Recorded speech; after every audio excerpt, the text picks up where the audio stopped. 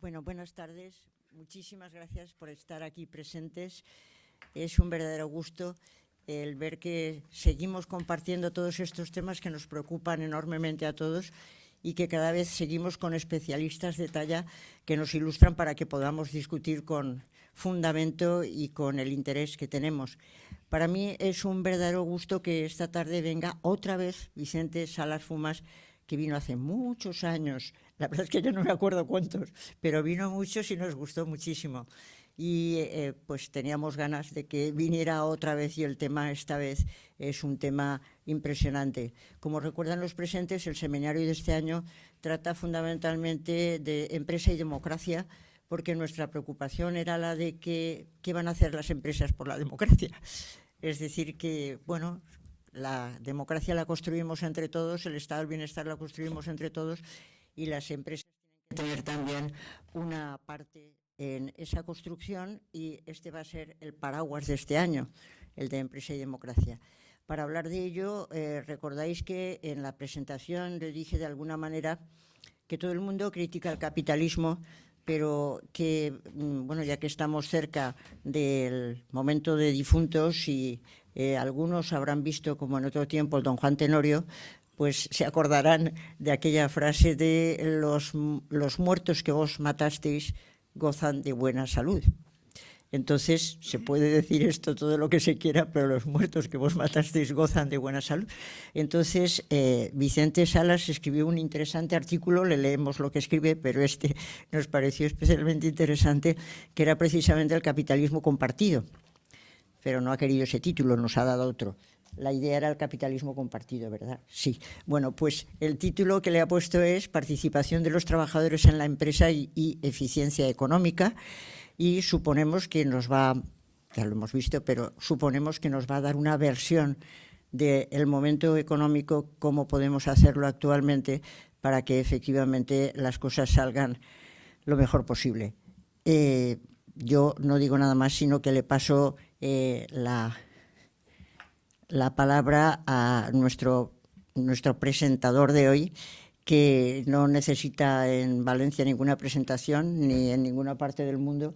Creo que no necesita ninguna presentación porque es conocidísimo, Paco Pérez, que va a presentar a Vicente Salas, y por eso le paso la palabra. Pues muchas gracias, Adela.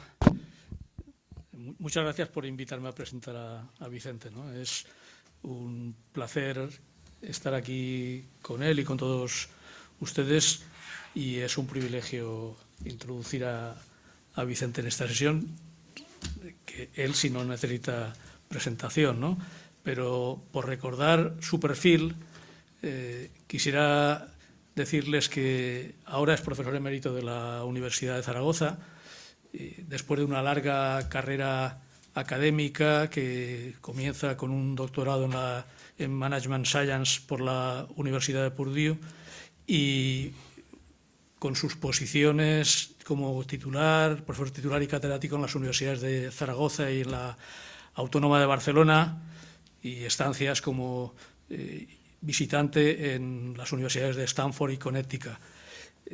Hay una parte muy relevante de su biografía profesional, que es que ha estado durante muchos años vinculado al Banco de España, durante más de 16 años como miembro del Consejo de Gobierno y de la Comisión Ejecutiva hasta el año 2018, y también una parte que me interesa destacar, y es que como consecuencia de su trayectoria profesional ha recibido reconocimientos muy importantes, entre ellos el premio Jaume I de Economía, la medalla al mérito profesional del Gobierno de Aragón, el premio Juan Sardá y el doctorado honoris causa por la Universidad Autónoma de Barcelona hace unos años, ¿no?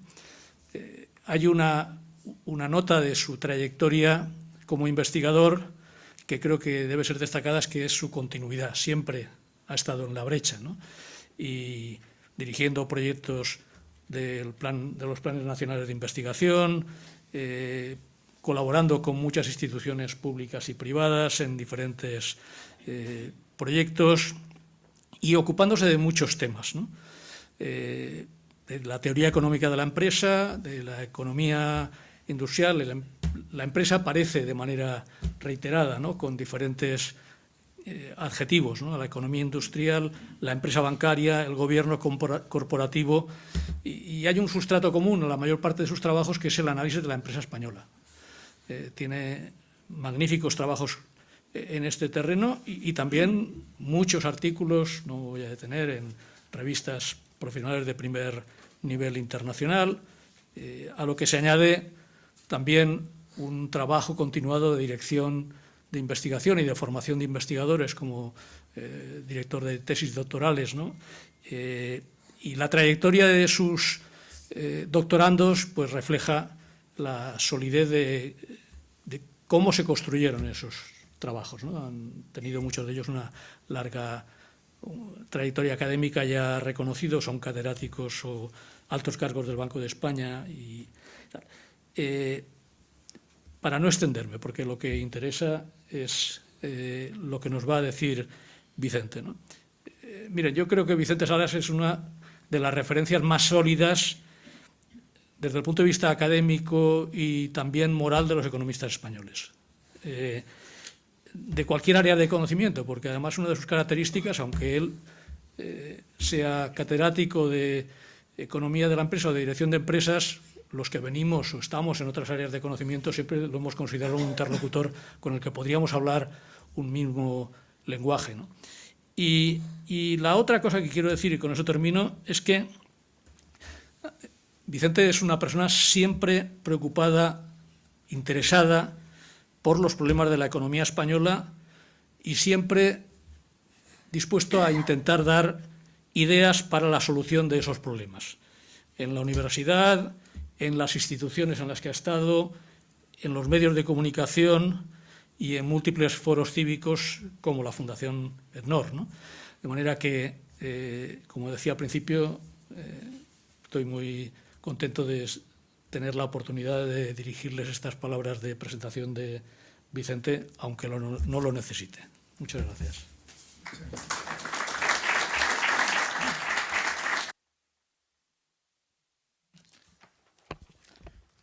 Buenas tardes.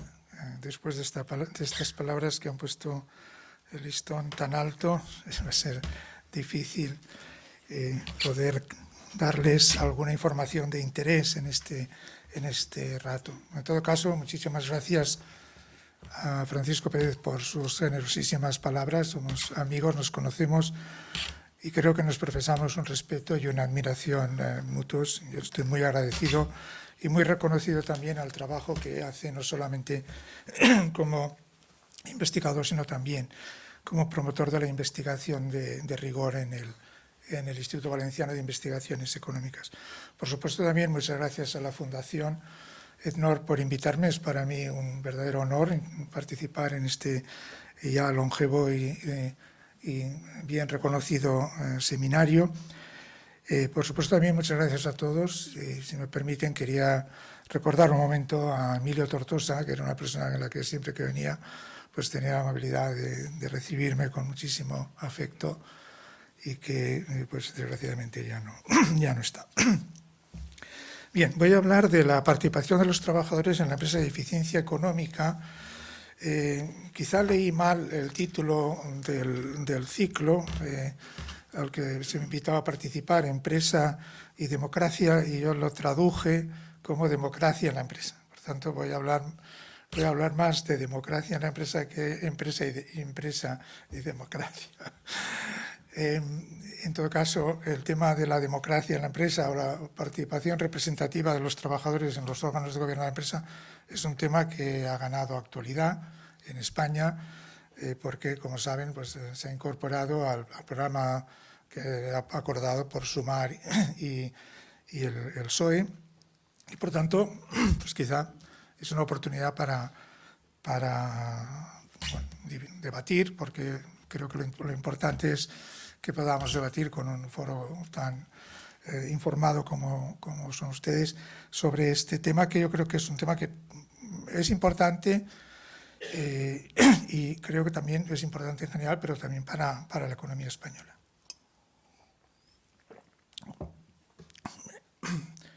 A ver, sí. Bien, este es más o menos el guión que voy a seguir. Voy a tratar de ser flexible también en función un poco de cómo vaya el tiempo. Primero voy a tratar de aclarar qué entiendo por participación en la empresa, y esto me permitirá también relacionar con el concepto de capitalismo compartido. Capitalismo compartido es una forma de participación, pero como veremos es solo una dimensión de esa participación. Pero me voy a centrar sobre todo en la participación de los trabajadores en la toma de decisiones en la empresa. Hablando de 3 niveles de participación, de más a menos. El máximo nivel de participación es en las cooperativas de trabajadores. El segundo nivel es lo que llamaríamos la participación representativa, que es la presencia de los trabajadores en los órganos de gobierno de las sociedades de capitales. Y la tercera, que es la participación, digamos, que ya forma parte de las decisiones de gestión. Es decir, que desde la dirección de la empresa se entiende que en los puestos de trabajo y en cuestiones que afectan a la forma de realizar las tareas en el mismo, los trabajadores tienen voz e incluso autonomía para decidir cómo hacen esas tareas. Bien, para mí el mapa de la participación de los trabajadores en la empresa se define sobre dos dimensiones. Una que es la participación en los resultados económicos, y la otra es la participación en las decisiones. Estas dos líneas de participación pueden encontrarse, es decir, puede haber un movimiento, digamos, en la diagonal, pero pueden también, y de hecho ocurre así, se mueven en perpendicular. El concepto de capitalismo compartido, que es un concepto acuñado en Estados Unidos y que aparece en un libro, tienen las referencias en la presentación, que si tienen interés pueden encontrarlas allí o me las pueden pedir. Sí. Es fundamentalmente un estudio que trata de defender la participación de los trabajadores en los resultados financieros de la empresa, vinculándolo también a la participación en las decisiones, pero siempre bajo la delegación de la autoridad, digamos, de la dirección de la empresa, no por otros cauces. Por tanto, el capitalismo compartido, por lo menos en los términos en que se ha acuñado este concepto, no entra en la participación en las decisiones como tal, y por tanto no quedaría fuera de lo que llamaríamos la democracia en la empresa. Dentro de la participación en las decisiones hay, como decía, por lo menos tres niveles.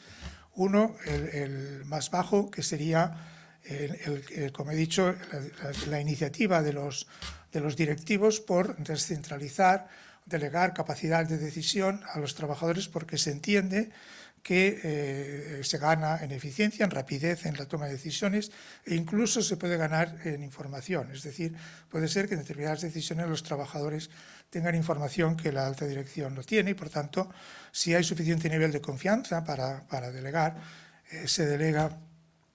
La forma más elemental es simplemente pedir información u opinión, los buzones de sugerencias, que bueno, ahora ya todo el mundo, los modelos de gestión de calidad total ya desde hace tiempo que es una práctica incorporada, y la participación sustantiva, que es esta ya, digamos, un poco más vinculada a la autonomía en el puesto de trabajo. Pero donde empieza lo que podríamos llamar el debate de la democracia en la empresa o democracia industrial es en lo que llamaríamos la participación representativa y luego la participación plena, que es, la participación plena es el caso de las cooperativas de trabajadores, en las que se da la coincidencia de una plena participación en las decisiones, pero también los trabajadores son beneficiarios, la retribución de los trabajadores es residual. Se le llama excedente, pero la retribución de los trabajadores de la cooperativa pues son los beneficios de la cooperativa, que repito, se le llama excedente porque supongo que no se quiere utilizar la palabra capitalista, pero en el fondo es lo que queda después de atender los pagos con otros actores con los que se ha colaborado. Y dentro en medio, digamos, entre la cooperativa y La participación que se decide por voluntad de los equipos directivos está lo que podríamos llamar la participación representativa y que en Europa tiene el nombre de codeterminación, es la traducción que se hace en inglés, y que aquí pues, a veces también hemos llamado cogestión. La característica de la cogestión y la codeterminación es que la representación de los trabajadores en los órganos de gobierno, en concreto el Consejo de Vigilancia en Alemania o el Consejo de Administración en países donde el órgano de gobierno no está dividido, se decide por ley. Es decir, existe una obligatoriedad, o por lo menos la ley reconoce el derecho a los trabajadores a pedir representación en los órganos de gobierno. Esa representación por ley puede estar determinada a dos niveles. A un nivel, digamos, más bajo sería la ley que obliga a las empresas a tener representantes a los trabajadores para las decisiones o al nivel de puesto de trabajo o de centro de trabajo, lo que podríamos llamar en la legislación española el comité de empresa. Al nivel superior es la representación en el Consejo de Administración o los órganos de gobierno. Hay una forma también de participación que, por ejemplo, creo, si no estoy mal informado, hay empresas en España, por ejemplo, CAF creo que tiene una representación de los trabajadores en el Consejo de Administración, pero por la vía financiera. Es decir, los trabajadores en un momento determinado constituyeron un fondo de apoyo a la empresa y ese fondo se tradujo en acciones de la empresa y obviamente como accionistas de la empresa tienen también derecho a participar en el Consejo de Administración. Por tanto, hay cruces entre las dos dimensiones, pero a mí me parece que es importante diferenciar, porque en el centro y norte de Europa, donde tenemos fundamentalmente la participación representativa, digamos, este concepto de capitalismo financiero o de participación de los trabajadores en los beneficios, por lo menos formalmente, es decir, otra cosa es que se consigan mejores salariales a través de la negociación colectiva, porque la representación da más poder a los trabajadores, se puede conseguir, pero formalmente no hay una retribución vinculada a los beneficios de la empresa, o por lo menos no está igualmente extendida como lo que puede ocurrir en Estados Unidos. En esa participación financiera pues, es fácil identificar los planes de retribución de los altos directivos con las acciones, o sea, las opciones sobre acciones, incluso pues, en muchas startups, como saben, pues, los principales activos de esas empresas suelen ser el capital humano, el capital financiero está para apoyar el crecimiento y una parte también de esta compensación a estos actores importantes es en participación en el capital.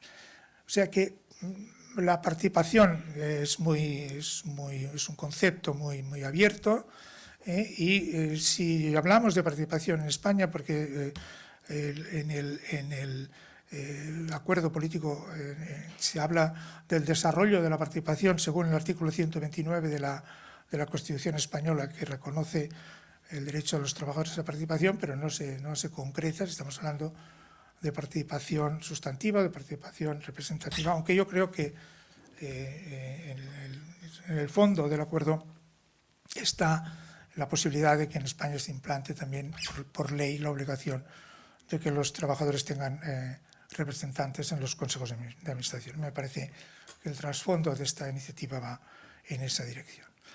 Bien, ¿por qué la participación de los trabajadores en la empresa? ¿Desde qué perspectivas se debate sobre este tema? Pues hay, digamos, yo diría que hay tres perspectivas para justificar, si quieren, la representación de los trabajadores o la participación de los trabajadores en la empresa.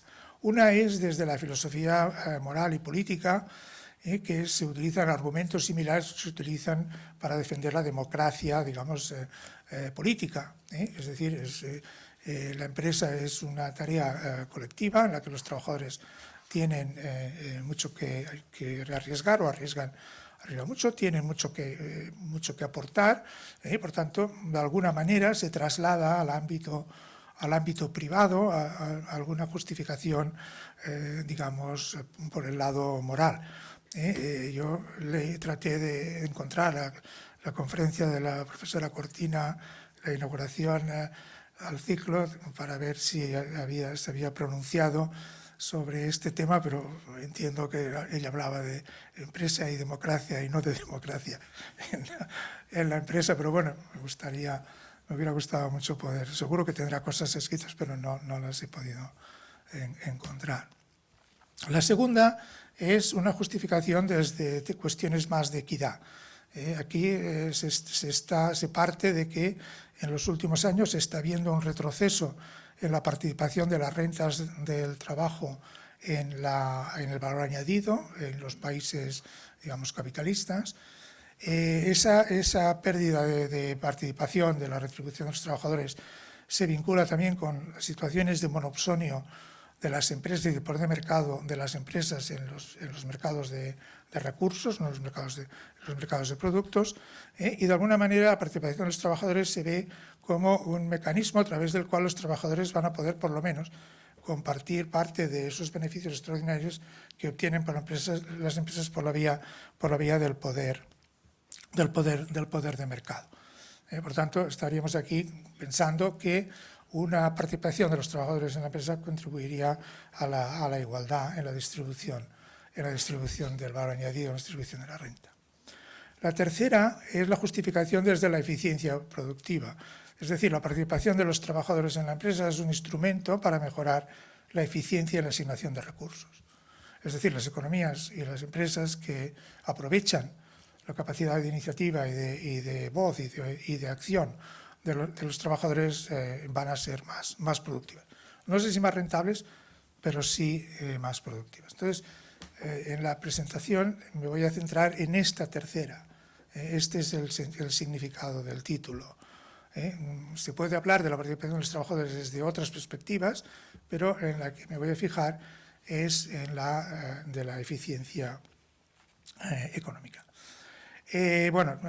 Traía también algunos elementos, digamos, de acompañamiento para justificar el momento del debate. En el ámbito político, en el mundo anglosajón, en Estados Unidos y en el Reino Unido, pero en Estados Unidos en concreto, la senadora Warren y el senador que compitió también en las primarias, Sanders, promovieron lo que se llama la Reward Act, an Accountable Capitalism Act, que proponía una participación o una representación de los trabajadores en las empresas en Estados Unidos por ley. También incluso la que fue primera ministra inglesa, la señora Mayer, defendió. Es decir, en los últimos años distintos partidos, incluso desde partidos políticos de derechas, han presentado propuestas políticas en el mundo anglosajón a favor de, digamos, imitar o incorporar elementos de participación, de representación de los trabajadores marcados por ley. Después, tenía una cita de un economista, Summers, que tampoco es un economista sospechoso, que es precisamente un economista que defiende esa participación por razones de reparto del valor añadido. Y luego pues está quizá la principal, el punto intermedio entre las aportaciones de políticos y las aportaciones de la economía, pues está la propuesta de Thomas Piketty en su libro Capital e Ideología, lo que él llama el socialismo democrático, que dice que por obligación todas las empresas deberían tener una representación paritaria de trabajadores en los órganos de gobierno. Por tanto, y en España, como decía, tendríamos la iniciativa que además pues ha estado impulsada por un grupo de economistas y de sindicalistas y de personalidades, no sé si lo conocen, un manifiesto, el grupo se llama Participación Democrática, Y ellos han hecho un escrito apoyando la participación de los trabajadores, incluso era un escrito dirigido fundamentalmente a Sumar para que presionara, para que incorporara, no sé si conocen ese documento, pero vamos, debe estar. Entonces yo pensaba, bueno, este grupo editó un libro hace un año, quizá un par de años, sobre democracia económica, en el que con un compañero hicimos una colaboración y hablábamos de participación de los trabajadores precisamente desde esta perspectiva de eficiencia, y bueno, yo pensaba un poco que se me había vinculado a este ciclo también por ese artículo y no por el de capitalismo compartido, que fue otra colaboración posterior en un número de la revista Sistema. Bien, bueno, aquí dentro de las webs había recogido unas aportaciones de diferentes intelectuales, incluso el mismo Amartya Sen, pronunciándose sobre la democracia económica o la participación de los trabajadores digamos, con poder efectivo en las empresas, y es aquí donde pensaba ubicar a la profesora Cortina y intenté que este sistema equitativo de cooperación en el que basó, digamos, un poco su conferencia, por lo que pude deducir de lo que leí en los periódicos, pues yo creo que podría encajar una democracia más activa, más digamos, equilibrada en la empresa. Bien, voy a hablar un poco de la cooperativa de trabajadores muy rápidamente. Bueno, este es un concepto que se ha presentado desde distintos puntos de vista, digamos, es un poco parte de lo que llamamos la economía social, se ha sacado del mundo empresarial propiamente dicho. Bueno, aquí puede haber visiones de distintas perspectivas también, pero en el fondo la cooperativa de trabajadores es una forma jurídica, de empresa, tiene responsabilidad limitada, tiene capacidad de poseer activos en propiedad, tiene capacidad para contraer obligaciones, igual que una sociedad de capitales, y lo único que ocurre es que es una forma organizativa en la cual los derechos de decisión recaen en los socios de la cooperativa, que no todos los trabajadores de la cooperativa son socios, sino que puede haber trabajadores asalariados contratados. Tenemos en España el ejemplo del grupo Mondragón, de las cooperativas del grupo, y hay unos principios en los que se destaca el hecho de la democracia, es decir, que las decisiones en la cooperativa se toman desde la regla de cada socio un voto.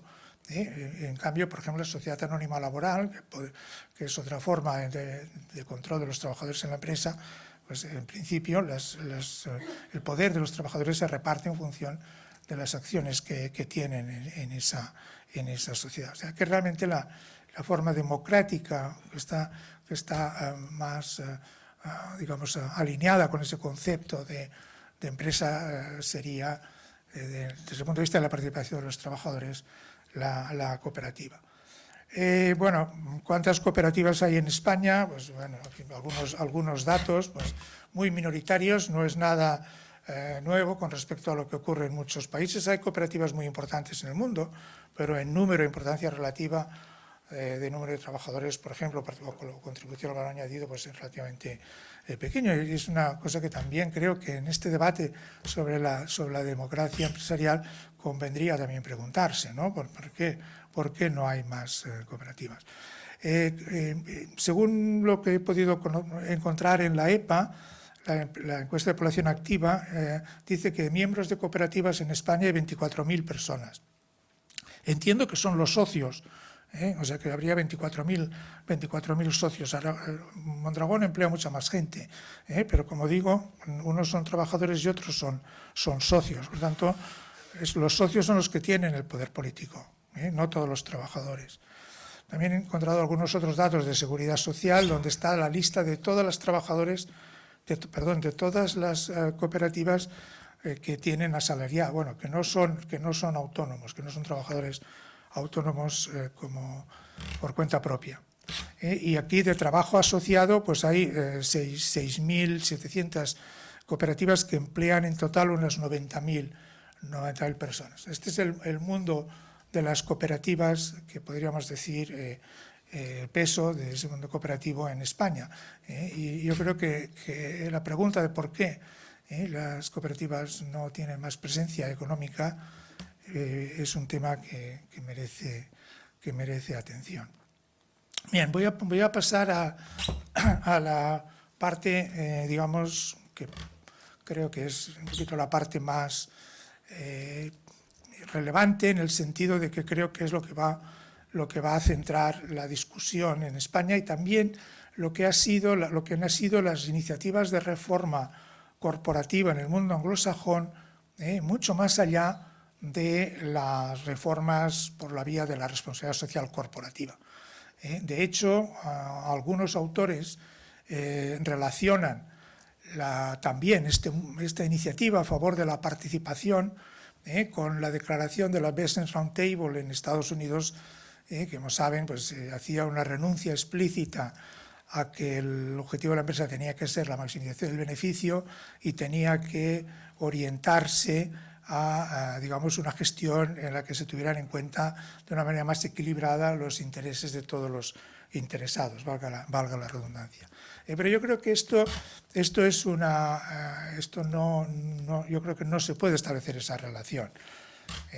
¿Por qué? Porque la RSC o esta orientación a los interesados es iniciativa de la dirección, es decir, la dirección de la empresa es la que decide cómo se establece esta relación. Es decir, si realmente a la empresa le preocuparan los intereses de los trabajadores, pues dejaría que fueran los trabajadores los que los defendieran directamente, ¿no? Y por tanto la representación no sustituye a la RSC. La representación es otro nivel de reconocimiento de los interesados en las decisiones empresariales. Bien, por tanto, estamos hablando de representación de los trabajadores en los órganos de gobierno, es decir, en los centros importantes de decisión en las empresas, establecidos por ley. No es la dirección de la empresa la que, o los accionistas, la asamblea de accionistas la que toma la iniciativa. De hecho, yo no conozco ningún caso, ni siquiera en los países del centro y norte de Europa, en los que se haya llegado a ese nivel, en el sentido de que hayan sido los propios accionistas los que hayan decidido que era bueno para la empresa y para ellos. Porque desde el punto de vista de la eficiencia económica estamos pensando en que todo el mundo pueda salir beneficiado de esa decisión de incorporar trabajadores en los órganos de gobierno. Ha sido una iniciativa que ha surgido por iniciativa legal, con una tradición histórica después de la guerra, incluso ya con una experiencia anterior.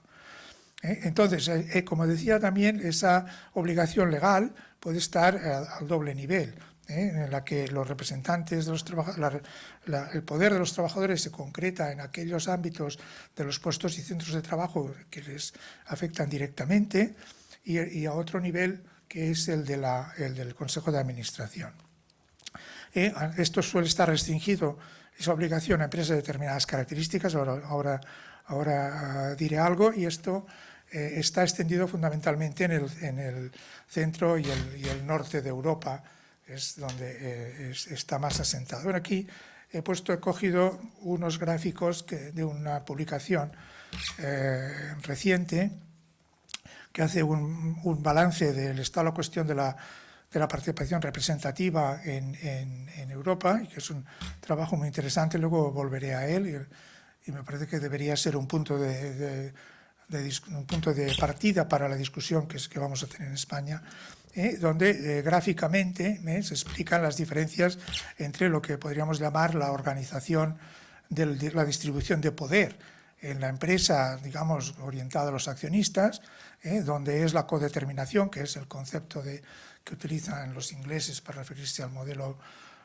este modelo centroeuropeo, y yo he añadido una tercera columna aparece, digamos, la distribución de poder en la cooperativa, que los trabajadores están arriba y abajo de la jerarquía empresarial, y también separando de que no son los únicos empleados, o sea, no son los únicos, los socios de la cooperativa son trabajadores, pero no son los únicos. En muchos casos no son los únicos trabajadores. Y la dirección pues ocupa un lugar intermedio. Entonces, y ahí se ve, pues los trabajadores eligen los representantes, el Consejo de Administración tiene que gestionar ponderando los intereses de los trabajadores y de los accionistas, y luego también está el nivel de representación en el puesto de trabajo, donde ya la dirección de la empresa y ese comité de empresa conjuntamente, digamos, intervienen en lo que es la organización del trabajo a nivel digamos, más de centro y de planta de producción. Esto yo creo que lo que tenemos en lo que está en la cabeza de tanto de las iniciativas en el mundo anglosajón como la iniciativa de abrir el debate sobre la participación de los trabajadores en España, yo creo que está en cómo, si nos acercamos a este modelo intermedio de codeterminación y establecemos condiciones para, digamos, diseñar los detalles de lo que podría ser esa codeterminación. En esta publicación que estoy siguiendo ahora, pues hay información sobre la presencia de la codeterminación en el mundo. Como se ve por los colores rojos es más intensos, pues es una cuestión del centro y del norte de Europa. También otro mapa y aquí estarían algunos datos sobre cómo se instrumenta esa codeterminación en algunos países. Está el año en el que se introduce la codeterminación, el número de empleados que tiene que tener la empresa para que se tenga que incorporar trabajadores en los órganos de gobiernos y el número de trabajadores en esos órganos. Empezando Austria, parece que es el país que empezó primero, ya en el año 19, aunque no hay algunos datos no están. Alemania, para las empresas que tienen 2.000 o más trabajadores, y especialmente en los sectores del carbón y del acero, que viene también, digamos, sectores importantes en el desarrollo industrial de Europa después de la guerra, la mitad de los trabajadores en estas empresas ya son en los consejos de vigilancia. Como saben, Alemania tiene dos consejos de administración, el consejo de vigilancia, que es más un órgano de control, y el consejo de administración, que es un órgano más ejecutivo, pero en el consejo de vigilancia, que es, repito, el órgano de control, en Alemania las empresas de 2.000 trabajadores o más tienen la mitad de los trabajadores en representación. Es verdad también que el voto de calidad lo tiene el presidente, y el presidente está nombrado por los accionistas. En Suecia, por ejemplo, desde el año 1988, todas las empresas con 25 o más trabajadores tienen que tener 2 representantes de los trabajadores en los órganos de administración. Como ven, la situación es muy diferente entre unos países y otros en cuanto a, y por supuesto que podríamos entrar también porque en Alemania hay distintas formas de sociedades de capitales. Aquí, por ejemplo, en Alemania, lo que se parecería más a la sociedad de responsabilidad limitada quedaría fuera y aplicaría más a las sociedades anónimas. O sea, hay una gran heterogeneidad, pero digamos los grandes números con los que partimos, que de alguna manera podrían ser los referentes para el debate en España, pues son los que tienen aquí. Aquí algunos datos también sobre la representación a nivel de puesto de trabajo y de taller y de planta de producción, de unidad de producción. Aquí también impuesto por ley. Como ven, ya esto es en Europa. En España obviamente hay una hay una obligación, como saben, pues las empresas de 50 o más trabajadores tienen que por obligación crear un comité de empresa, que es un tema que hoy leía, por ejemplo, estos días en un documento de CEPIME, que CEPIME se quejaba de que se exigiera, lo ponía como un impedimento al crecimiento de la empresa, que se exigiera que las empresas de 50 trabajadores o más, a partir de 50 trabajadores, tuvieran que tener obligatoriamente un comité de empresa. Bueno, como ven, también hay una cierta correlación entre, digamos, el rojo más alto, más fuerte, está precisamente en los países donde la participación representativa es más alta. Es decir, que los derechos de los trabajadores en el puesto de trabajo están reforzados legalmente más en aquellos países donde más se refuerza por ley la representación de los trabajadores en los consejos de administración. Bien, ¿qué valoración se hace? Siento un poco esta letra tan pequeña, no lo iba a evitar, pero bueno, lo dejo, no se distraigan mucho, voy a comentarlo brevemente. ¿Qué balance se hace sobre el impacto económico de las iniciativas en el centro y en el norte de Europa, fundamentalmente, de la codeterminación? ¿Cuál es la valoración económica que se hace de la codeterminación? Bueno, afortunadamente hay unos trabajos realizados por economistas. Esto fue un poco lo que motivó que me interesara por este tema, porque se publicó recientemente unos trabajos de unos economistas de MIT y de otras universidades punteras en Estados Unidos, que hacían un balance bastante exhaustivo y con las herramientas, digamos, más modernas que utilizan los economistas para evaluar las políticas públicas, sobre los efectos de la codeterminación en los países en los que se había introducido. Claro, aquí el punto de partida de estas evaluaciones, claro, están hechas, repito, motivadas por la iniciativa política en Estados Unidos de los candidatos al Partido Demócrata que pusieron encima de la mesa en Estados Unidos esta iniciativa legal, y hechas desde Estados Unidos.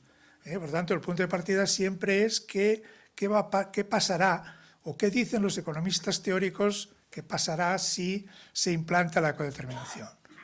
Bueno, los economistas teóricos, digamos, más ortodoxos, más neoclásicos, dicen que la participación de los trabajadores en los órganos de gobierno es un cauce, una vía para que los trabajadores capturen rentas que corresponden al capital, que esa captura de rentas llevará a una disminución de los beneficios, a una pérdida de incentivos a invertir y a una disminución del empleo y de los salarios. Es decir, que la predicción, digamos, de los teóricos de la economía, de los derechos de propiedad, que ya viene de los años 80, Jensen y Meklin, etcétera, digamos, teóricos de las formas del análisis económico de la empresa, descartaban la codeterminación, argumentando que sería negativa para todos.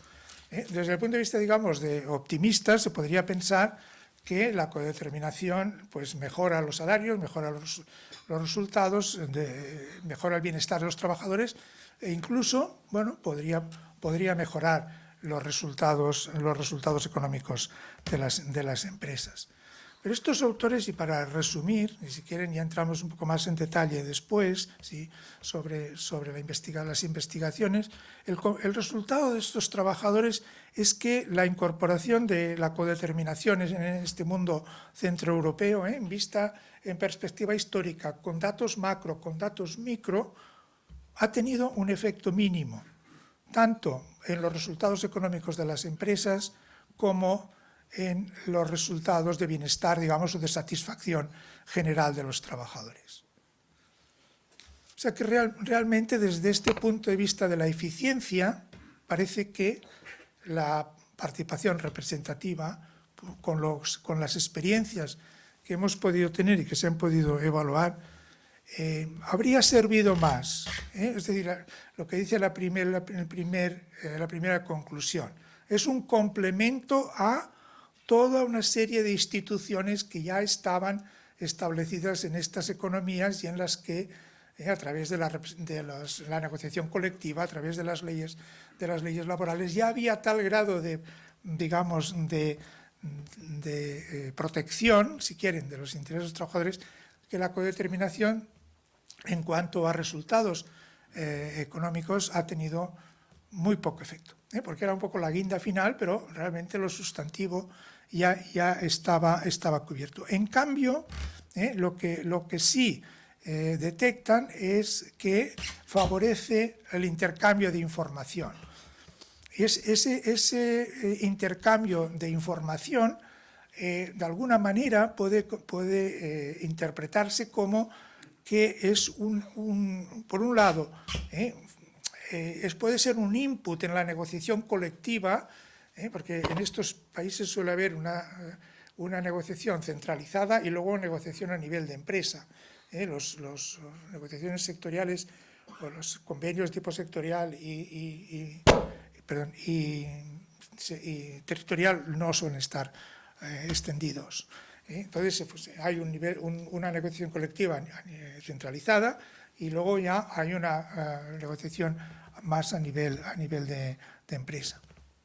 Entonces, esta información puede ser útil para los trabajadores de cara a plantear la negociación, puede ser útil también para que la empresa, digamos, pueda anticipar ciertos problemas que puedan surgir de clima laboral.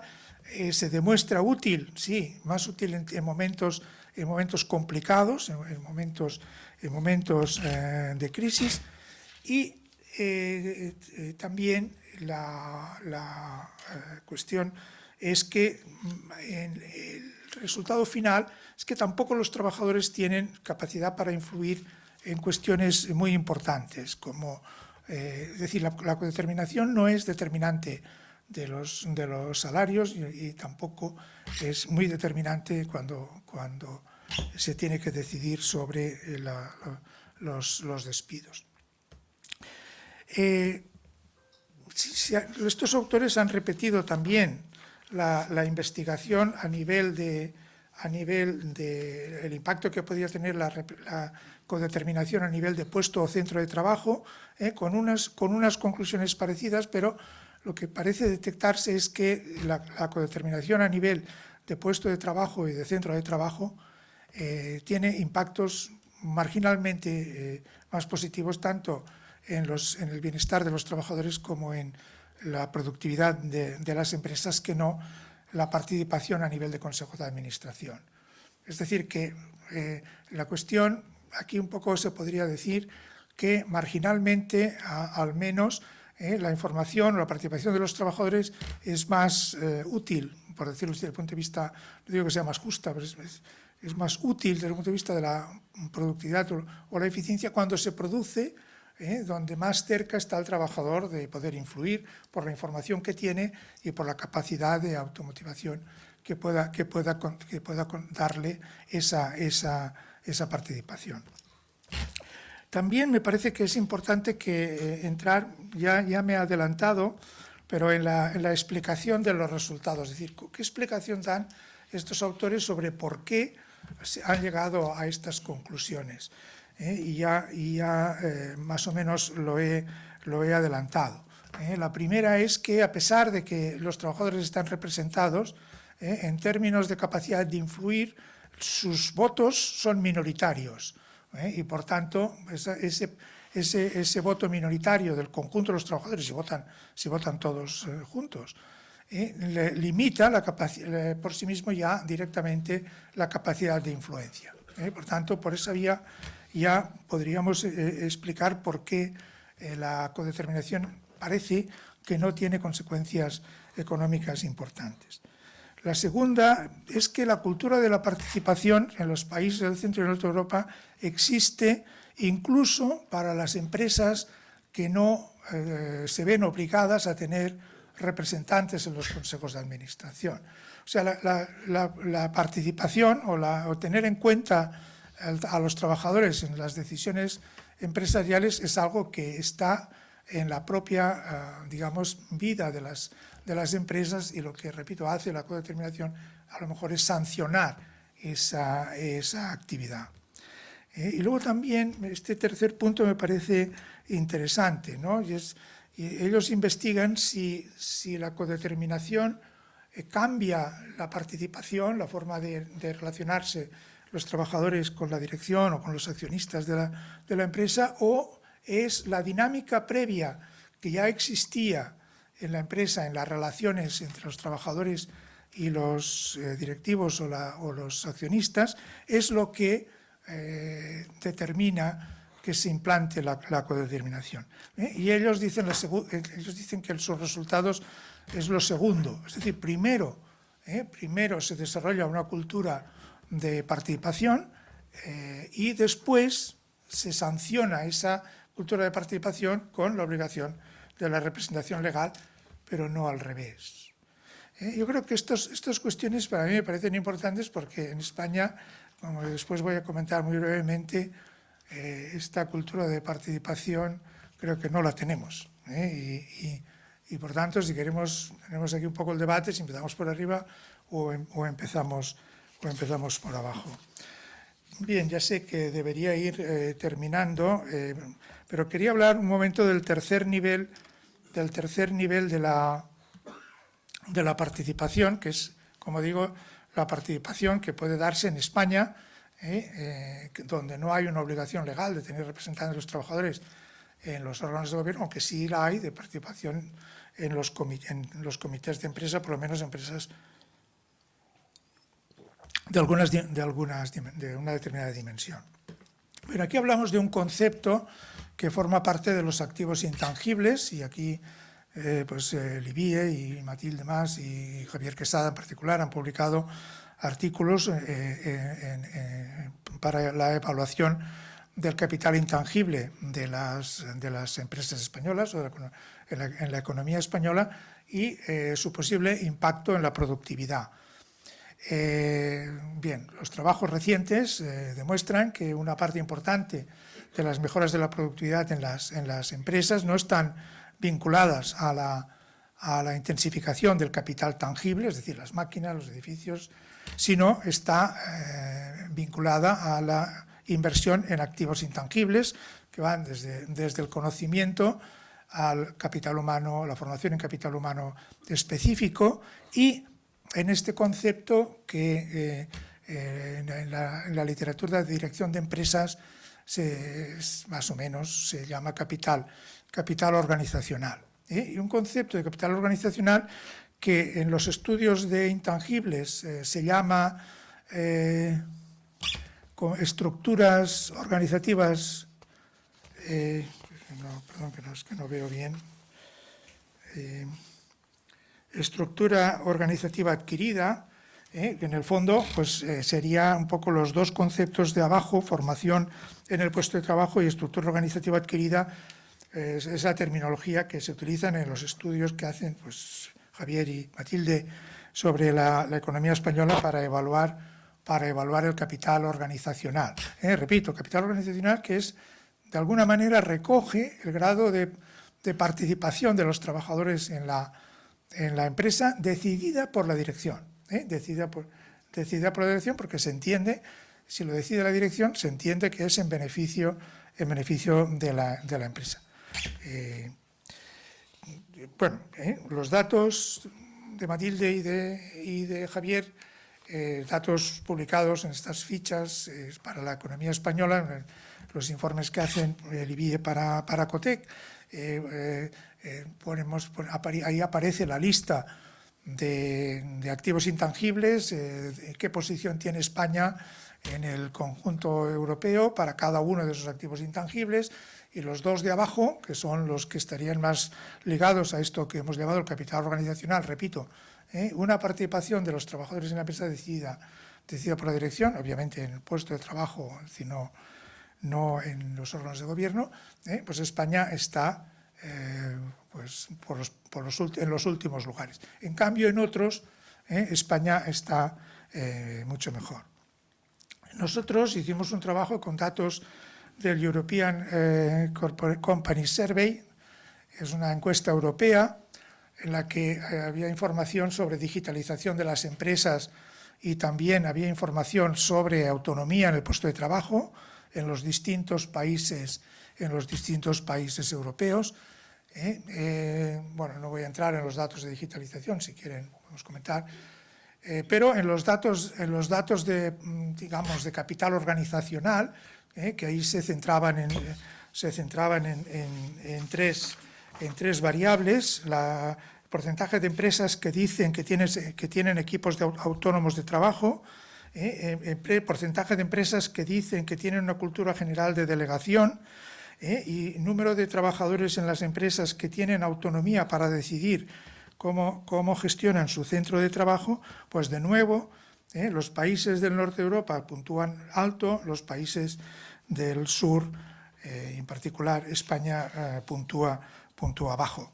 Es decir, que estos datos, que son datos de encuesta, irían en la línea de los datos del IBIE, que son datos, digamos, más a partir de estadísticas oficiales. Por tanto,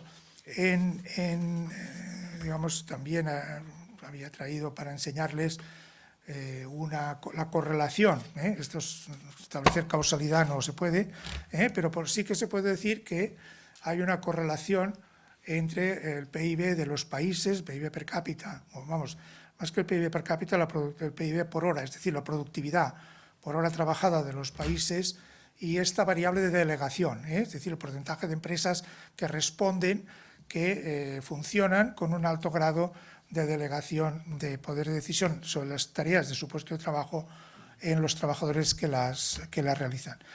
Curiosamente también, bueno, curiosamente no, pero los países que puntúan más alto son precisamente los países del centro y norte de Europa, que son los que, como hemos dicho, tienen establecida la representación de los trabajadores en los órganos de gobierno por ley. Y esto lo digo para entender un poco cuál es el problema a la hora de detectar el impacto singular de la representación en el Consejo de Administración. Como ocurren tantas cosas a la vez, no podemos saber si este nivel de productividad alto se debe a la representación de los trabajadores en el Consejo de Administración o se debe a que a nivel de centro de trabajo estos países del centro y norte de Europa están aprovechando mejor el capital humano y la capacidad de iniciativa, la formación, la motivación de los trabajadores, y eso es lo que les hace más productivos. Obviamente habrá otras razones, pero simplemente efectos metodológicos para entender por qué en estos ejercicios es muy difícil separar el impacto de la representación política, dictada políticamente, cuando concurren, sin hablar de todas las instituciones del mercado laboral, simplemente por prácticas de gestión. Pero en todo caso, tenemos un modelo en Europa al que no hemos mirado en España. Todas las reformas de gobierno corporativo se han hecho mirando el mundo anglosajón. Yo no recuerdo, y he estado incluso implicado en alguna reforma de Código de Buen Gobierno en las sociedades cotizadas en España, no se miró para nada al centro y norte de Europa. Ahora, quizá es el momento de mirar al centro y norte de Europa para pensar en modelos de gobierno corporativo que no siguen digamos, el patrón anglosajón. Repito, para mí esto no se debería mezclar con los temas de responsabilidad social, porque aquí estamos diciendo que los trabajadores van a decidir lo que les interesa. No es las empresas las que de una forma benevolente deciden qué es lo que es bueno para los trabajadores y para ellas, supuestamente.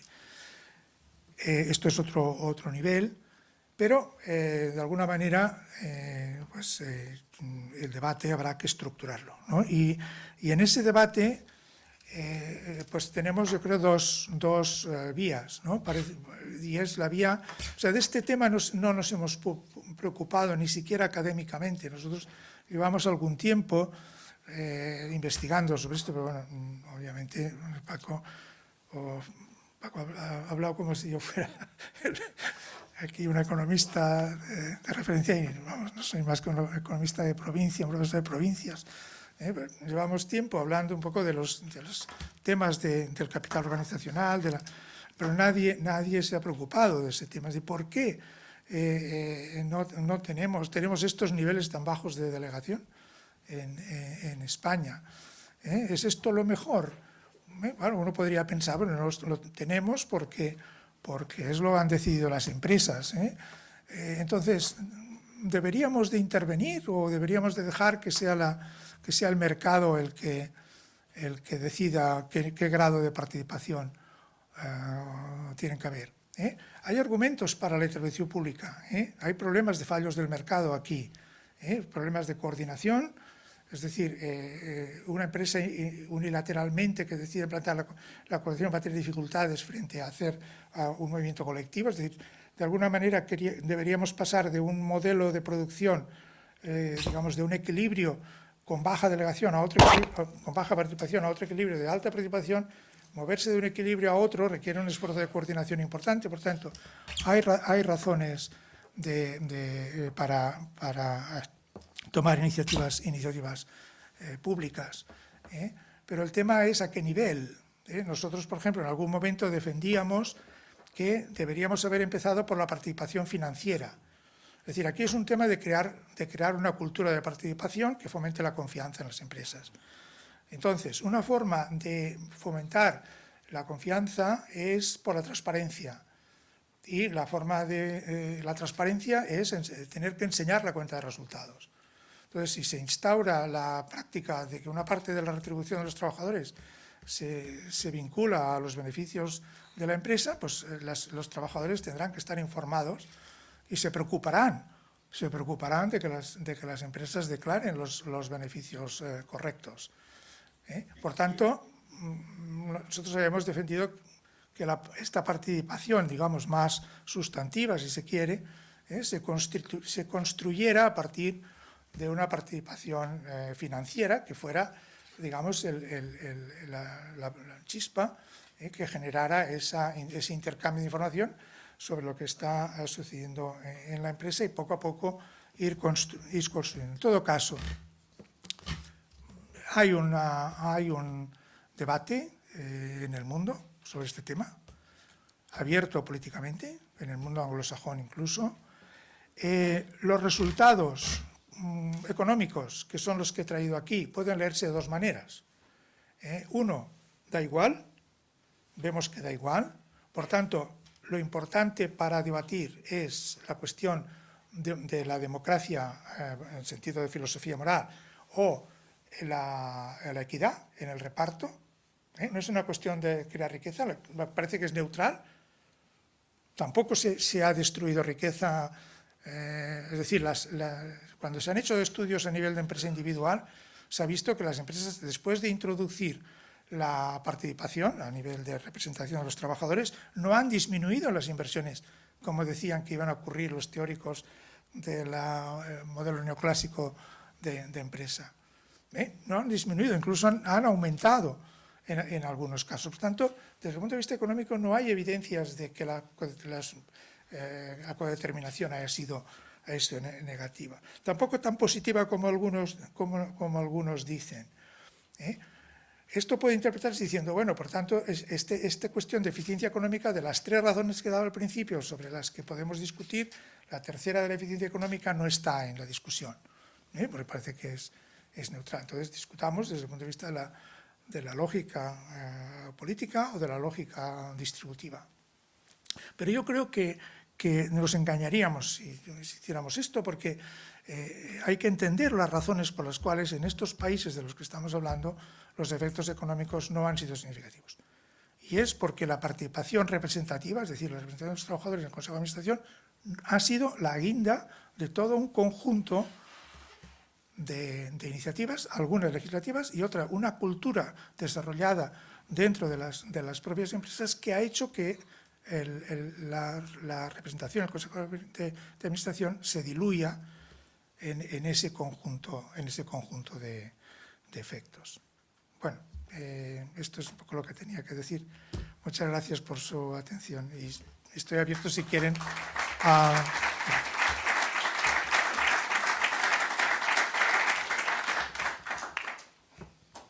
Muchísimas gracias por esta espléndida intervención y turno de preguntas. Gracias, Vicente Salas, por la presentación que has hecho. Sí, muchísimas gracias por la presentación. Es un tema que particularmente me interesa muchísimo. Has hecho una propuesta de cómo sembrar en este país, en España, un camino hacia una actitud más proclive hacia la participación de los trabajadores, que es la participación financiera. Bueno, en los últimos años se debate mucho sobre la educación financiera que hay en este país. Es decir, yo creo que uno de los elementos que hace difícil que un trabajador pueda hacer una aportación relevante en un consejo de administración posiblemente justifica lo mismo que no sepa gestionar o de alguna manera tener un criterio importante a la hora de saber lo que es la participación financiera. Es decir, si hay empresas que han sido capaces de engañar a los consejos de administración, es decir, si hay gestores que han sido capaces de engañar a los propietarios, y hay muchos casos de importante repercusión internacional, ¿cómo no lo van a hacer a un trabajador? Lo decía porque has dicho esto de exigir la transparencia, yo creo que hay un elemento esencial que es cómo podemos conseguir que hayan personas que puedan tener el conocimiento suficiente para hacer sus aportaciones. Me da igual desde la participación financiera que desde la participación en el Consejo de Administración. Yo vengo del mundo de las cooperativas. Hay uno de los principios que decías que es el de la educación, formación e información. Y es un elemento esencial, es decir, a una persona que no tiene una capacidad lo que hay que hacer es prepararlo. Cuando has presentado los datos, en el norte, estos países que tienen grandes aportes o sea, que realmente representan los éxitos de la participación, o que lo han pretendido, por lo menos, otro de los elementos de los ejes que sí que se proponen es la inversión en los activos, la inversión en las personas. Es decir, el otro elemento que sustenta esos datos es que se han invertido también en las personas, es decir, se les ha dado la formación o la preparación. Yo creo que es un punto esencial. No sé qué es lo que opinas tú al respecto y me gustaría tener tu opinión.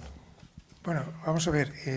Yo creo que no puedo decir que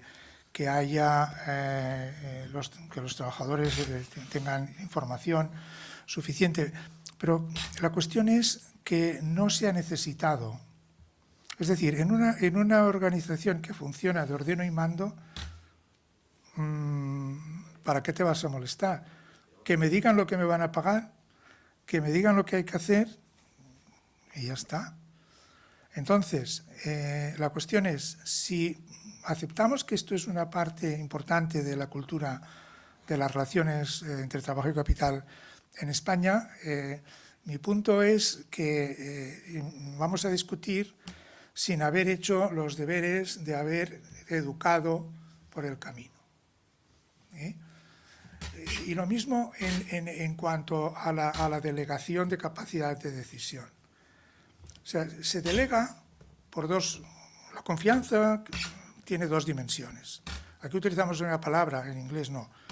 Una es que la persona a la que vas a delegar sepa hacerlo. La segunda, que te puedas fiar. Son las dos. Aquí utilizamos la confianza en el doble sentido. En inglés llaman trust and confidence. Entonces, si tú vas a dar autonomía, vas a tener que formar. Vas a tener que formar. Por tanto, esto es un proceso que encadena las cosas. Y esa cultura y ese conocimiento y esa transparencia y esa honestidad, si quieres, entiendo que se tiene que cultivar.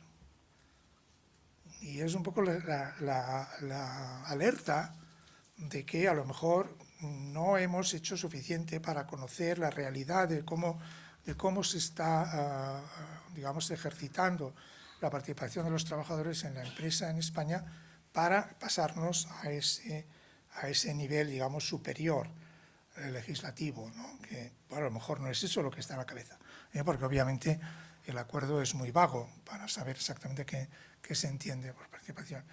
Pero estando de acuerdo en el punto de partida, creo que hay que crear necesidad. Cuando se crea necesidad se genera una dinámica diferente y yo creo que me refería más a generar esa dinámica que no a que estuviéramos en condiciones de poder ejercitarla ya. Vidilla. Hola, buenas tardes. Yo tenía una pregunta, pero es una de las cosas que comentaste fue que va en línea a lo que acaba de decir el caballero, pero es básicamente para participar, darles una parte de los beneficios y entonces involucras al equipo, involucras a la plantilla. Pero también es verdad que el empresario es el que arriesga ese patrimonio. Entonces, la pregunta es, ¿y si, no modelo cooperativo, pero ¿y si la inversión? O sea, que cuanto más inversión, más riesgo. Lo que quiero decir es, igual que tú involucras a los trabajadores dándoles el beneficio, pues tal vez también tienen que asumir algo de riesgo para aumentar esa involucración, ¿no? Y participación en la empresa. No sé qué piensas de eso. Sí, bueno, yo creo que la participación en los beneficios muchas veces cuando se habla se dice por encima del salario, ¿no? Es decir, como un bonus que no toca el salario, y si hay bonus bien y si no, no.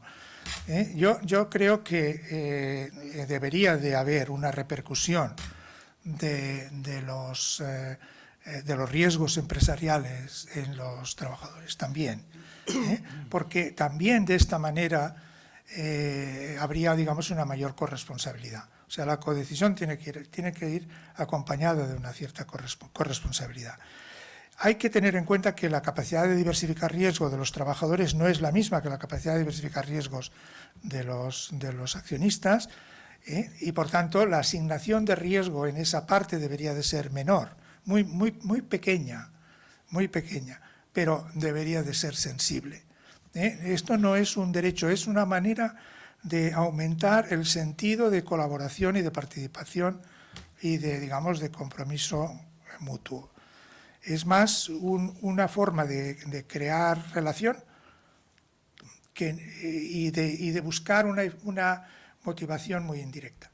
Porque está también los resultados, digamos, de pagos a destajo y cosas de estas en el puesto de trabajo, que esto sí que va a resolver los problemas de control o de problemas de supervisión. Y que obviamente esto entra de la gestión de cualquier empresa. No estamos hablando de eso.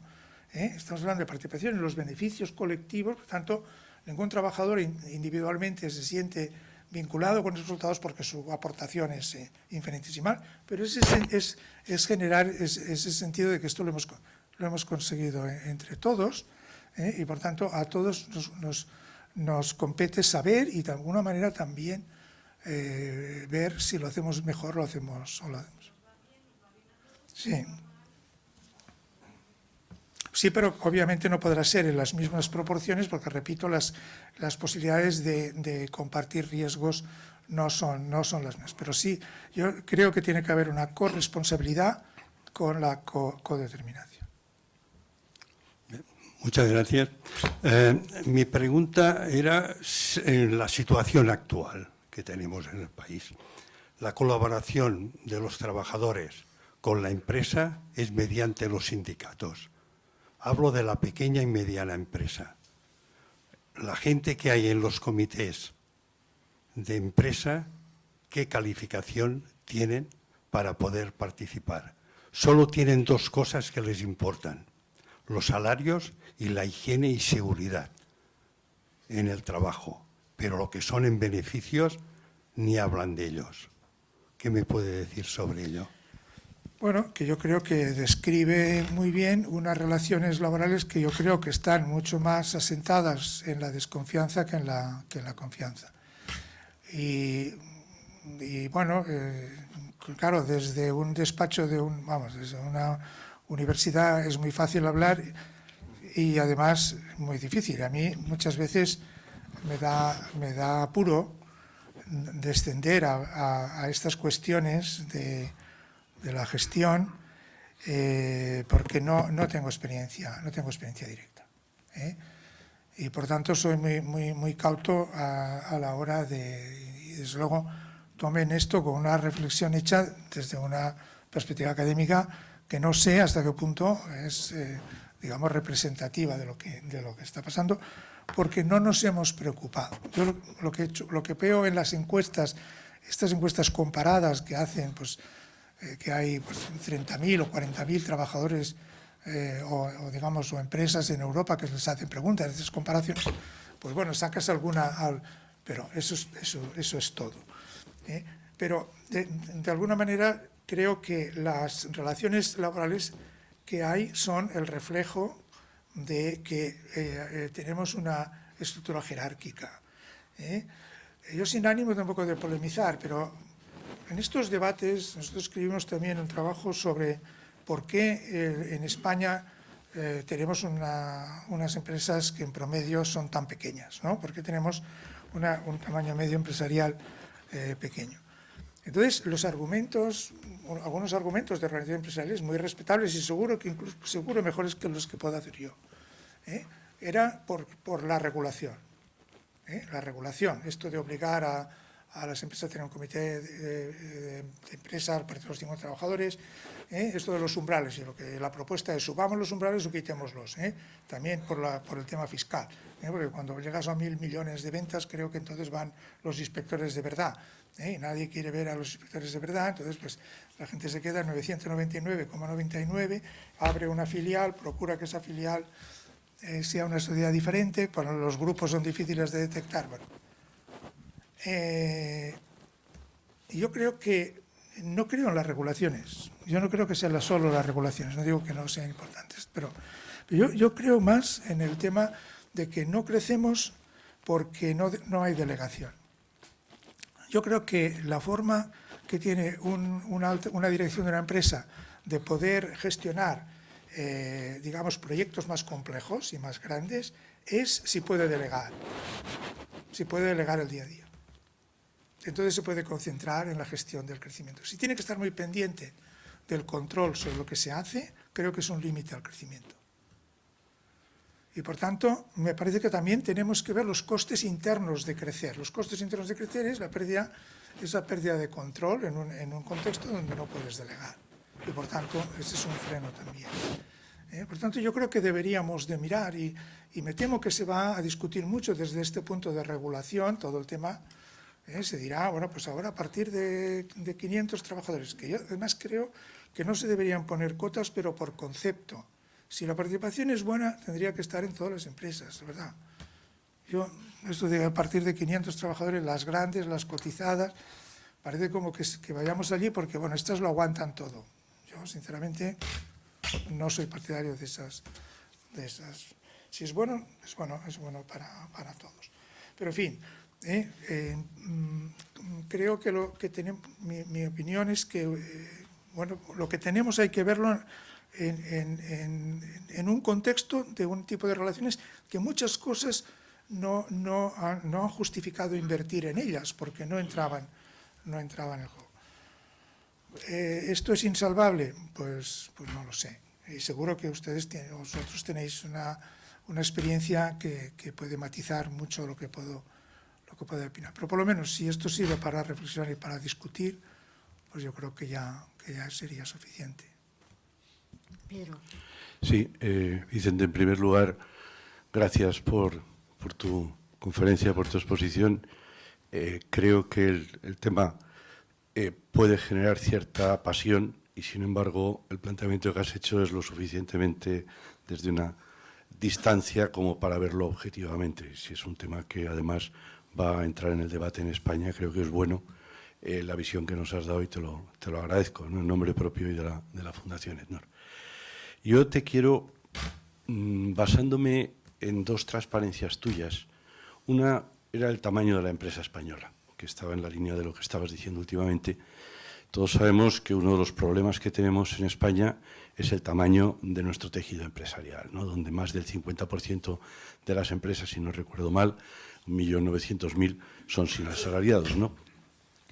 Entonces, primero esta transparencia. Y luego había otra transparencia donde explicabas, según en los distintos países de Europa, la participación de los trabajadores en este concepto de codeterminación. Salvo Suecia, que era a partir de 25, y Dinamarca, que era a partir de 35, los demás todos eran 50 o más, ¿no? Creo que son los datos que he tomado. Claro, ¿en qué medida, tú acabas de decir hace un momento, claro, esto a partir de 500 trabajadores, ¿no? Como los alemanes también en la transparencia que has puesto, pero yo creo que donde de verdad tiene un efecto importante desde el punto de vista del avance de la empresa es en las pequeñas empresas, pero ahí no hay ni siquiera en muchas de ellas órganos de administración, hay un administrador único. Entonces, ¿cómo se puede dar? Claro, la participación sería pues por la vía habitual, ¿no? De los grupos de trabajo, o sea, pero desde luego no en la codeterminación. Entonces, hecho esta reflexión, la pregunta es, ¿tiene sentido que se intente regular por ley en nuestro país esto, después de ver el tejido empresarial que tenemos y la normativa, y que de verdad tenga un efecto que no sea sencillamente que las grandes empresas, que como has dicho lo aguantan todo, bueno, pues será una cosa más, pero eso no creo que haga avanzar a nuestro tejido productivo. Me ha gustado mucho una gráfica que has puesto, que había una recta de regresión donde se veía la correlación entre el PIB. Claro, ahí estábamos prácticamente en el cero. Entonces, ¿tiene sentido que, bueno, sentido práctico, no sentido político, que hagamos una regulación por ley? Y también es verdad que desde EDNOR somos mucho más partidarios del convencimiento, la cultura de la que hablabas tú antes. Decías, hay dos métodos, vamos de la cultura a la Go o vamos imponiendo. La pregunta es, ¿tú crees que para conseguir no un objetivo político, sino que el tejido empresarial español mejore, una regulación va a aportar? Vamos a ver, yo creo que si la regulación no cambia los hábitos y las maneras y nos quedamos con cuestiones puramente formales, no va a cambiar. Si esto sirve para que se abra un debate, se hagan estudios por parte de académicos, de no académicos, igual que hemos hecho un observatorio sobre márgenes empresariales, ¿por qué no hacemos un observatorio sobre la participación de los trabajadores en la empresa? O sea, hacemos observatorios sobre cuestiones de repartir, pero no hacemos observatorios sobre crear riqueza. Es que a lo mejor deberíamos también. Si esto sirve para abrir el debate y comprender mejor los problemas, porque es verdad que, y luego Olivier aporta mucha documentación sobre el capital humano, la comparación de capital humano en España, capital humano en el norte de Europa, tanto de los empresarios, de las personas que tienen responsabilidades de dirección, como de los trabajadores, y hemos dicho que para que haya delegación o participación tiene que haber formación. La participación tiene que estar informada, y por tanto puede haber muchos argumentos para decir no, vayamos con cautela, vayamos con cautela. Pero a mí sí que creo que hemos perdido unos años pensando solo en los modelos de buen gobierno corporativo, en los modelos de influencia anglosajona. Y creo que vale la pena que abramos el debate y reconozcamos que en el mundo hay un modelo de gobernanza corporativa distinto al modelo anglosajón, e incluso que sea propio modelo anglosajón. Algunos pues, lo han cuestionado, yo creo que sin tocar nada esencial, porque muchos entienden que el movimiento de la Business Roundtable diciendo que se iban a preocupar de todos los grupos de interés y no solo de los accionistas era defensivo, era para tratar de decir a los americanos de que no hacía falta leyes, no hacen falta leyes como las que proponen los senadores demócratas, los candidatos, no hace falta, ya nos encargamos nosotros, ya nos hacemos nosotros socialmente responsables. Entonces, yo estoy totalmente de acuerdo en las cautelas. A mí me gustaría que, y por eso tratábamos de ver esto desde la eficiencia económica, es decir, si puede haber interés por el lado de la creación de riqueza, Si es solo una cuestión de reparto de riqueza o de cumplir unos requisitos, no vamos a hacer nada. Yo creo que tenemos que ver la parte de que vamos a mejorar todos, de que esto va a animar a que haya más implicación. Esto va a animar a que la formación en capital humano específico sea más rentable. Esto va a implicar que podamos delegar más porque nos vamos a fiar más. Vamos a confiar más. Si esto, y al final esto nos va a hacer más productivos, si lo planteamos solo una cuestión de reparto o una cuestión de formal, creo que no. Pero si sirve para pensar en formas de crear más riqueza, es verdad. Por eso decía que estos estudios, que están para mí muy bien hechos, y las referencias bibliográficas, los que tengan interés en este tema están ahí, les animo a publicar un artículo del año 2022 de Jagger y estos autores, hace un resumen magnífico. Es verdad que la lectura puede ser, bueno, la eficiencia económica no se ve. Estos países hubieran hecho lo mismo si no hubieran tenido... y por tanto, decir, bueno, vamos a quitarlo del debate. Yo creo que nos equivocamos por lo que he dicho. Pues son países en los que la codeterminación es un resultado de una evolución en la que ha habido participación antes. Por tanto, empecemos por abajo, veamos que haya más convencimiento de todos en lo bueno que es, y si hay algún problema de coordinación, es decir, una vez entendamos que quizá hay que acompañar primero con señales a lo mejor fiscales, es decir, en el fondo poner un impuesto, decir que el Estado, como ocurrió en Inglaterra hace unos años, el Estado hacía una desgravación fiscal a las empresas que introducían participación financiera. En el fondo, esto es una señal de que hay un bien público ahí, si no el Estado no pondría un incentivo fiscal, ¿no? Por tanto, ya has desvelado que hay un interés colectivo que a través del beneficio fiscal, bueno, por lo menos hay esa conciencia, el Estado ha dado una señal. No es tanto el hecho de recaudar más o menos, no, es que eso es una opción, está visto como una opción política económica, por tanto, es un objetivo colectivo.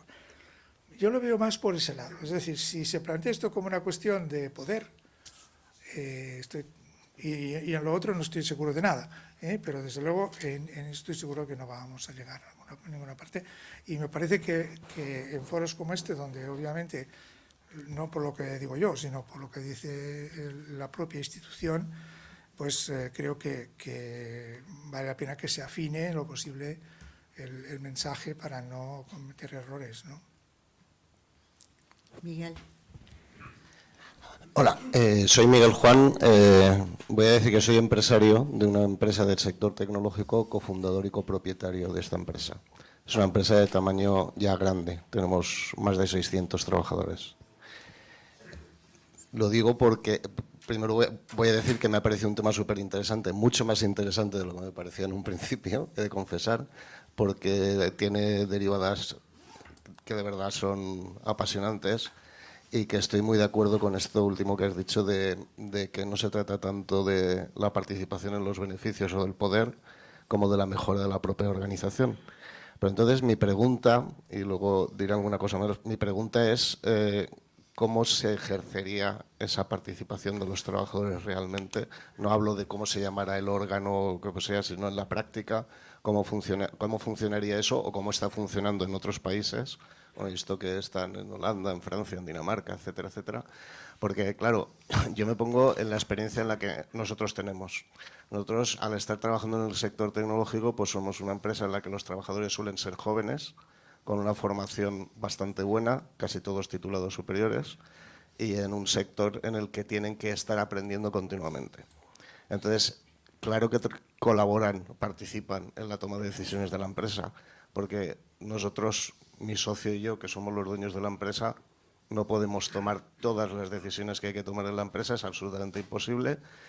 Y digamos que los trabajadores van evolucionando desde puestos profesionales a puestos directivos, y en los puestos directivos participan plenamente en las decisiones de la empresa. Me parecería raro, y por eso mi pregunta, porque igual hay cosas que no estoy viendo, me parecería raro coger a representantes de entre los trabajadores que han entrado hace poco en la empresa y están en puestos técnicos, que participar en la decisión de la empresa, en las decisiones de la empresa, porque no tienen la formación adecuada. Y esa formación adecuada se produce según van teniendo experiencia dentro de la empresa y, por lo tanto, llegan a ocupar puestos de responsabilidad. Y cuando hablo de directivos, hablo también de jefes de equipo, de jefes de servicio y luego también, por supuesto, directivos de personas y directivos del comité de dirección. Entonces, ¿hay algo más aparte de eso que se puede hacer para tener una participación de los trabajadores? ¿Y cómo se orquestaría esto? Que es lo que no acabo de ver claro.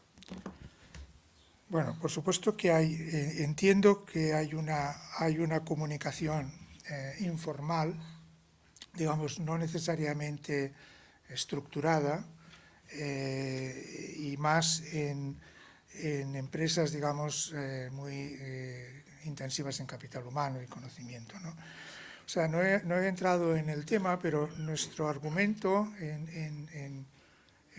cuando hablábamos de la eficiencia era que en una economía donde las ganancias de productividad venían por los activos intangibles y una parte importante de los activos intangibles estaban incorporados en las personas, no solamente en conocimiento propio, sino en la forma de relacionarse, en principio la participación tendría que florecer más, ¿no? Más que en empresas o en los periodos en los que lo importante ha sido la acumulación de capital tangible, donde realmente la aportación del trabajador podía ser menor.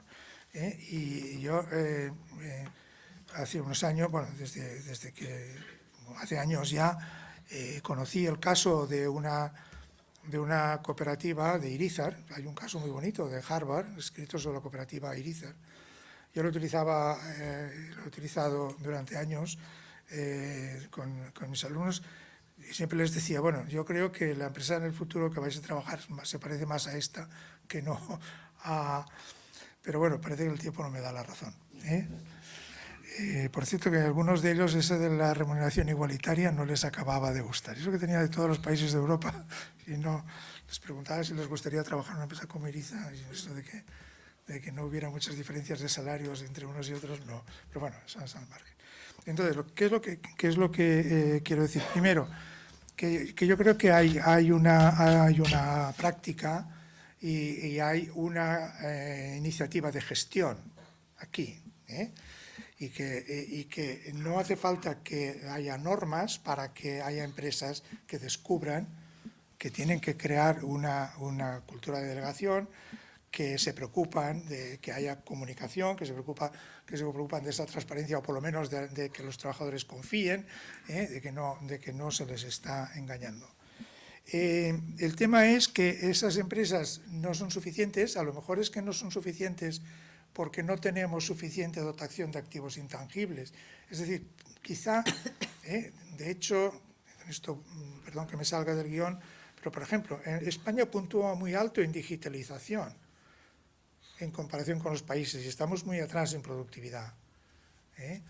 Pero claro, cuando miras la composición de la digitalización en España, puntuamos alto por dos motivos: por la penetración de los robots y porque la Data Analytics lo utilizamos para controlar a los trabajadores, no para coordinar el trabajo. En los otros países lo puntúan alto, los nórdicos, porque hay más trabajadores que utilizan ordenadores en su puesto de trabajo y porque la Data Analytics la utilizan para coordinar y no para controlar. Por tanto, es posible que tengamos un modelo productivo en el que predominan formas jerárquicas porque a lo mejor los activos que tenemos que gestionar están más adecuados para esos activos tangibles, ¿no? Y que no tenemos más participación porque las empresas como la tuya, permíteme que son una cuestión singular. Entonces, ¿cómo vamos a hacer una legislación general para resolver cuestiones singulares? Por tanto, te diría, hombre, mira a ver un poco, si quieres, por curiosidad, qué están haciendo, pero en todo caso, y ya me decías de instrumentación, fíjate que es siempre posición minoritaria, Por tanto, influir en las decisiones, influencia, los estudios demuestran que relativamente pocas, más para compartir información que no para influir. La influencia puede venir por otros lados, pero no es que acaben influyendo, porque acaban teniendo minoritario. Entonces, tú puedes decir, yo puedo necesitar, o simbólicamente incluso, ¿no?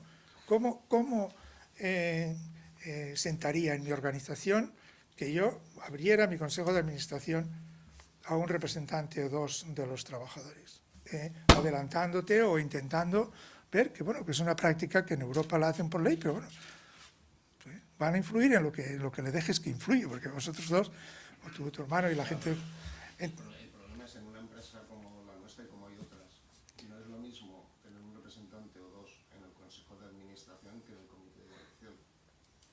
No, estamos hablando del consejo de administración. Claro, si vamos al consejo de administración en una empresa familiar, que al final es lo que es la nuestra, en una empresa familiar es poco relevante.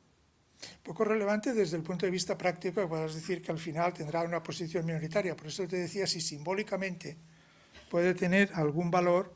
Lo que quiero decir es que la mayor parte de las empresas que hay en España, y la nuestra es de las grandes relativamente, pero normalmente las empresas en España, como bien has dicho, son mucho más pequeñas. En la mayor parte de las empresas, el consejo de administración es, nos vamos y nos sentamos, nos tomamos un café y ese es el consejo. Pero a lo mejor hay que cambiar esos hábitos también, ¿no? Bueno, yo creo que el realismo se tiene que imponer. O sea, aquí no podemos tampoco traer lo que ha pasado, lo que están haciendo de fuera y traerlo, importarlo y ya está. Hay que tener en cuenta de dónde partimos. Bueno, en Alemania sí que tienen ese consejo de vigilancia, que es más un órgano de control que ejecutivo, pero en otros países no. Y en España, de momento, tendríamos que tener... El consejo de administración es único, se puede reformar, pero de momento... Bueno, si sirve para abrir el debate, yo creo que ya hemos cumplido, y no quiero entretenerles tampoco, yo estoy muy bien, pero no sé si... Bueno, la última pregunta. Pues siguiendo un poco con lo que estabas diciendo, Vicente, me da la sensación muchas veces que la participación, o por lo menos lo que he podido leer, se ha visto siempre como un elemento defensivo. Es decir, desde la posición de los trabajadores de ser informados antes de que se cierre la empresa o antes de que se hagan despidos. O sea, y claro, tú has propuesto, y yo coincido, y además decía también la compañera, que sea una propuesta más activa. Es decir, realmente la participación como un elemento de creación de valor, que después ya veremos qué hacemos con ese valor, que esta es la segunda pregunta que te quería hacer. Claro, desde un punto de vista de la participación, parece a veces cuando la presentamos como es participación financiera, una distribución de parte de los resultados, por tener acciones o simplemente porque corresponde hacer esa distribución, que así se puede considerar.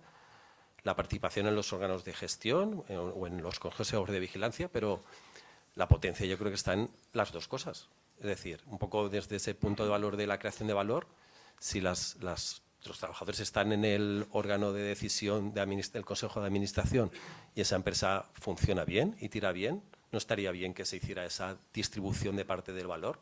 Yo creo que eso es lo que le da más sentido, incluso es un buen incentivo, el generar el vínculo entre el buen funcionamiento de la empresa y el reparto del valor que esa empresa está generando por ese buen funcionamiento donde todos están participando, ¿no? Yo creo que ese es un reto que generalmente, no solamente en España, sino en otros lugares, es difícil de vincular. O no sé si tú piensas que sí que existen muchos más casos. El caso de CAF va un poco por ahí por la línea. Sí que se han hecho el caso de empresas participadas, en el País Vasco funcionan, pero vinculan los dos. Participación financiera sí y participación en procesos o en decisión o con consejos o de alguna manera, ¿no? Bueno, estos son casos que han surgido sin regulación. Según hubo una crisis, un acuerdo sindical y se acordó que parte de los beneficios futuros parte de los sacrificios salariales de un momento determinado se compensarían con ese fondo, con la retribución a ese fondo, que además incorporaba derechos políticos. Efectivamente, yo estoy de acuerdo contigo en que han primado las dos primeras razones a la hora de debatir. Una es una cuestión, digamos, de y lo dicen los filósofos, ¿no? O los expertos en ese pequeño conjunto de fotos que he puesto, ¿no? De que la democracia no puede ser solo una cuestión política, tenemos que poder influir en lo que nos afecta en el ámbito laboral, porque es una parte importante de nuestras vidas, no puede haber esa separación. Ahí habría mucho que discutir, no me siento yo cómodo para hacerlo, o en la otra un poco la defensiva de que bueno, vamos a tener fuerza para repartir o por lo menos para evitar ciertos daños de ciertas decisiones. Por eso a nosotros nos interesaba explorarlo por la otra vía. Empezábamos viendo la participación, digamos, más decidida por la iniciativa empresarial, pues eso de que en España, en comparación con otros países, pues cuánto grado de delegación das a los trabajadores, cuántos equipos de trabajos autónomos tienes, en fin. Y bueno, salió el tema de ver la parte de participación y miramos estos trabajos que, repito, nos llevaron un poco a la conclusión de una neutralidad que que tiene muchas lecturas, pero la que creo que deberíamos hacer es que no es la panacea, la participación impuesta que tiene que haber mucho, que hay una historia detrás en las relaciones laborales en estos países, que esa historia es la que ha llevado a la participación y no al revés. Y entonces, desde el realismo también, de si los activos que tenemos que gestionar en España son activos que tienen esa dimensión intangible que si uno dice, bueno, hemos gestionado las empresas con poder absoluto de los capitalistas porque han financiado el capital tangible que ha sido la base del crecimiento. Si ahora vamos a hacer un crecimiento futuro en base al capital humano, quizá tengamos que dar protagonismo a quienes van a tener más que decidir en ese capital, ¿no? Pero a lo mejor no optamos por esa especialización, o vamos muy retrasados en la inversión en capital humano y, por tanto, a lo mejor desde ese punto de vista la eficiencia puede ser menor aquí. Por tanto, a lo mejor no es un tema, no se debería de plantear, los otros ya no lo sé, sobre la participación, los beneficios o la cuestión, digamos, más de ética o política. Es por todo lo que puedo decir, ¿no?